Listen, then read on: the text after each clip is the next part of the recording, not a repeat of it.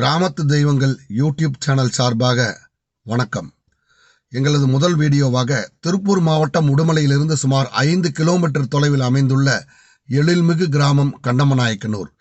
இந்த கண்ணமநாயக்கனூர் ஊர் பகுதியின் தென்கோடியில் அமைந்துள்ளதுதான் பெரிய ஓடை எனும் ஓடை. அந்த ஓடையினுடைய நதிக்கரையில் அமைந்துள்ளதுதான் கரியகாளியம்மன் திருக்கோவில். இந்த பெரிய ஓடையானது திருமூர்த்தி மலையிலிருந்து உற்பத்தியாகி வருடம் முழுவதும் அந்த காலத்தில் நீர் ததும்ப ஓடிக்கொண்டிருந்திருக்கிறது. அந்த ஓடையின் நதிக்கரையிலே அற்புதமான முறையிலே சுமார் 350 ஆண்டுகள் முன்பாக உருவாக்கப்பட்ட ஒரு அற்புதமான திருத்தலம்தான் கரியகாளியம்மன் திருக்கோவில். இந்த கோவிலானது கர்ப்பகிரகம் முன் மண்டபம் என்றும் 2 அறைகளை கொண்டு உருவாக்கப்பட்டிருக்கிறது. கோபுரத்தினுடைய கலசம் அனைத்தும் சுண்ணாம்பால் உருவாக்கப்பட்ட சிற்பங்கள் இன்னும் தெளிவாக இருக்கிறது.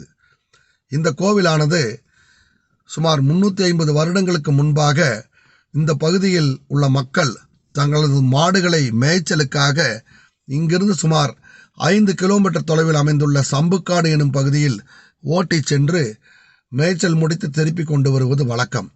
இவ்வாறு அனுதினமும் மாடுகளை ஓட்டி செல்லும் பொழுது ஒரே ஒரு மாடு மட்டும் அந்த கூட்டத்திலிருந்து விலகி சென்று ஒரு இடத்தில் சென்று பாலை சொரிந்துவிட்டு மீண்டும் இந்த மாட்டு கூட்டத்திலே கலந்து மேய்ச்சலுக்கு செல்லுமாம். இந்த நிகழ்வு தொடர்ந்து நடைபெற்றிருக்கையில் ஒரு நாள் ஒரு பெரியவர் இந்த மாடு தனியாக எங்கே செல்கிறது என்று பின்னால் தொடர்ந்து பார்க்கும் பொழுது இத்திருக்கோவில் கர்ப்பகிரகம் அமைந்திருக்கின்ற பகுதி அந்த காலத்தில் கள்ளிக்காடு நிறைந்த பகுதியாக இருந்திருக்கிறது.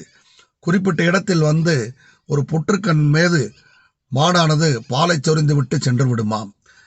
இந்த ஆச்சரியத்தை கண்டு அவர் மக்களிடம் பேசிக்கொண்டிருக்கையிலே ஒரு நாள் அங்கு வேறொரு பெரியவர் கனவிலே வந்து தான் சுயம்பு மூர்த்தியாக உருவாகியிருப்பதாகவும் தான் கரியகாளியம்மன் எனவும் இந்த ஊர் மக்களுக்கு அருள் பாலிப்பதற்காகவே தான் இங்கு எழுந்தருளி இருப்பதாகவும் தன்னை கொண்டாடி வழிபடும் பட்சத்தில் அனைத்து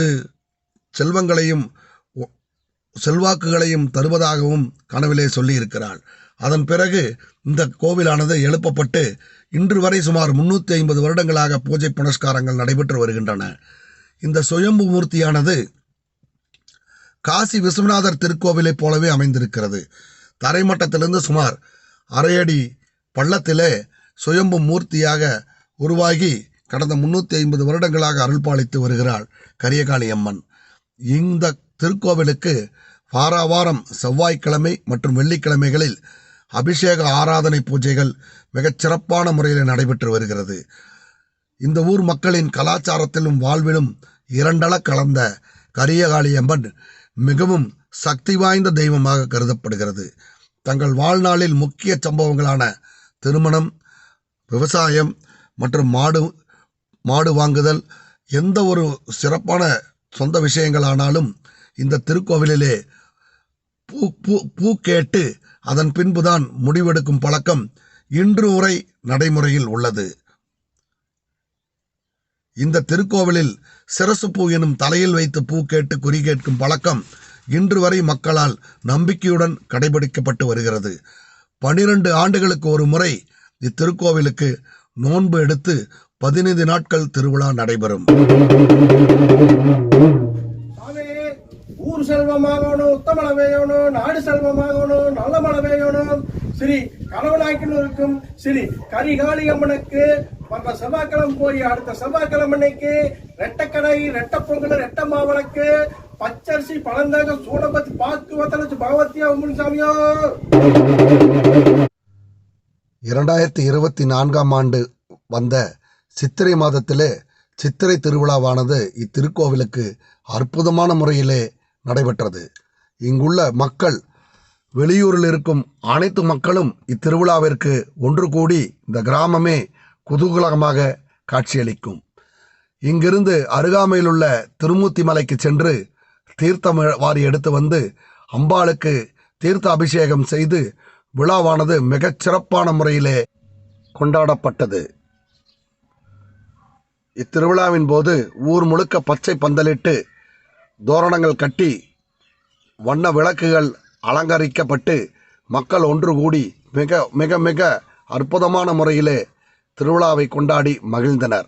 இத்திருவிழாவானது கண்ணமநாயக்கனூர் மட்டுமன்றி கண்ணமநாயக்கனூர், மலையாண்டி கவுண்டனூர் மற்றும் அருகாமையில் உள்ள பள்ளிவலசு ஆகிய பகுதி மக்கள் ஒன்று திரண்டு தீர்த்தம் எடுத்து, காவடி எடுத்து, பச்சரிசி மாவு எடுத்து மிக அற்புதமான முறையிலே விழாவை கொண்டாடி மகிழ்ந்தனர்.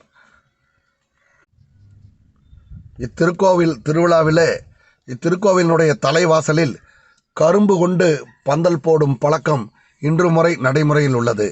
ஒரு சமயம் அருகாமையில் உள்ள காளியாபுரம் என்னும் கிராமத்தில் வெள்ளம் அதிகரித்து விட்ட காரணத்தால் ஊர் மக்கள் அனைவரும் ஊரை காலி செய்துவிட்டு இங்கு வந்து இந்த கரியகாளியம்மன் திருக்கோவிலில் குறிப்பிட்ட காலங்கள் தங்கி இருந்து மீண்டும் அந்த ஊருக்கு திரும்பி சென்றதாகவும், தாங்கள் இந்த திருக்கோவில் தங்கி இருக்கும் பொழுது கரும்பை கொண்டு தலைவாசலிலே பந்தலிட்டு அந்த பந்தலிலே தங்கியிருந்ததாக வரலாறுகள் சொல்கிறது. அதன் அடிப்படையில் இன்று வரை அந்த ஊர் மக்கள் நோன்பு சமயங்களில் இங்கு கரும்பு பந்தலிடும் பழக்கம் நடைமுறையில் உள்ளது. இத்திருக்கோவிலின் நிறைவு நாள் நிகழ்ச்சியாக கும்பம் தாளிக்கும் எனும் நிகழ்வு மிக அற்புதமான முறையிலே நடைபெறும். திருக்கோவிலின் கடைசி நாளுக்கு முன் இரவு இத்திருக்கோவிலிலிருந்து சற்று தூரத்தில் அமைந்துள்ள ஒரு மைதானத்தில் அம்பாளுக்கு சக்தி கலசம் அலங்கரிக்கப்பட்டு எடுக்கப்பட்டு சக்தி கலசமானது ஊர்வலமாக குதிரையின் மீது வைத்து கொண்டு வந்து சக்தி கலசத்தில் உள்ள தீர்த்தத்தை அம்பாளுக்கு விட்டு பூஜை புரஸ்காரங்கள் நடைபெறுவது வழக்கம். இந்த நிகழ்விற்கு கும்பம் தாளித்தல் என்று வட்டார வழக்கில் சொல்கிறார்கள். இந்த கும்பம் தாளிக்கும் நிகழ்வானது இந்த நோன்பின் கடைசி இறுதிக்கட்ட நோன்பாகும். இதில் அந்த ஊர் மக்கள் அனைவரும் தவறாது இந்த சக்தி கலசத்தை எடுத்து வரும் கும்பம் தாளிக்கும் நிகழ்வில் கலந்து கொண்டு இந்த தீர்த்த நீராடும் நிகழ்ச்சியை இறைவனை மனமுருகி வேண்டிக் கொள்வார்கள். அதாவது சித்திரை மாதம் வெயில் தாக்கம் அதிகமாக இருப்பதால் அந்த அம்பாளுக்கு கும்பம் தாளிக்கும் நிகழ்வில் சக்தி கலசத்தை குதிரையின் மீது வைத்து எடுத்து வந்து அந்த தீர்த்தத்தை அம்பாளுக்கு விடும் பட்சத்தில் அம்பாள் மனம் குளிர்ந்து அடுத்த கோடை காலம் வரும் வரை மக்களுக்கு நல்ல விஷயங்களை அருள்பாலிப்பார் என்பது மக்களின் தீராத நம்பிக்கை. அதன்படி இன்று வரையும் இந்த கும்பந்தாளிக்கும் நிகழ்வும் நோன்பு சாட்டும் நிகழ்வும் மிகச் சிறப்பான முறையிலே நடைபெற்று வருகிறது.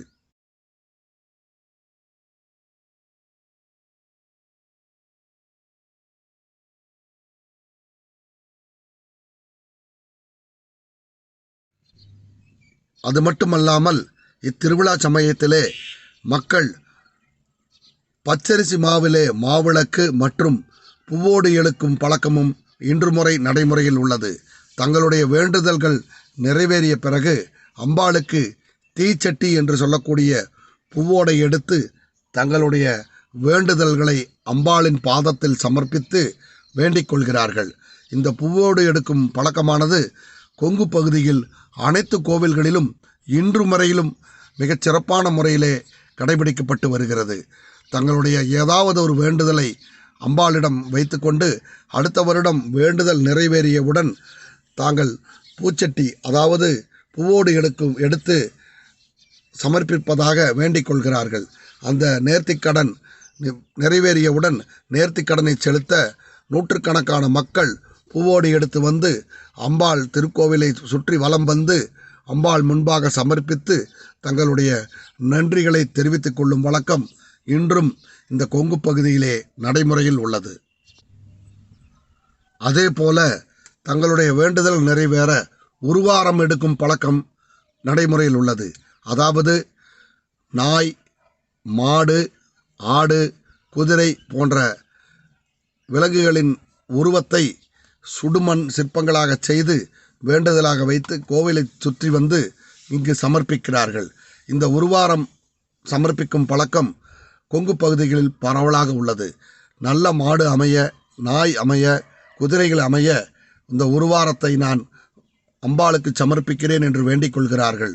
அவ்வண்ணமே கால்நடை செல்வம் நல்ல முறையில் அமைந்தவர்கள் அம்பாளுக்கு சமர்ப்பித்து வேண்டி தனது நேர்த்திக்கடனை செய்கிறார்கள். இத்திருவிழா முடிந்தவுடன் நிறைவு நாட்களில் கலை நிகழ்ச்சிகள், ஆடல் பாடல் போன்ற நிகழ்ச்சிகள் நடத்தி கொண்டாடி விடிய விடிய திருவிழாவை கொண்டாடி விழாவானது மிகச் சிறப்பான முறையிலே முடித்து வைத்து அம்பாளை வழியனுப்பி அடுத்த வருடம் இதேபோல் மிகச் சிறப்பான முறையிலே நோன்பு அமைய வேண்டிக் கொள்கிறார்கள். கிராமத்து தெய்வங்கள் யூடியூப் சேனல் சார்பாக எங்களுடைய நன்றிகளை தெரிவித்துக் கொண்டு இனி வர இருக்கும் நாட்களில் இதுபோன்ற கொங்கு மண்டலத்தில் உள்ள கிராமத்தில் ஒவ்வொரு சிறப்பான தெய்வங்களை பற்றியும் தொடர்ச்சியாக நாங்கள் வீடியோ வெளியிட இருக்கிறோம். அது சமயம் அத்தனை பெரியோர்களும் ஆதரவு நல்குமாறு கேட்டுக்கொள்கிறோம். நன்றி, வணக்கம்.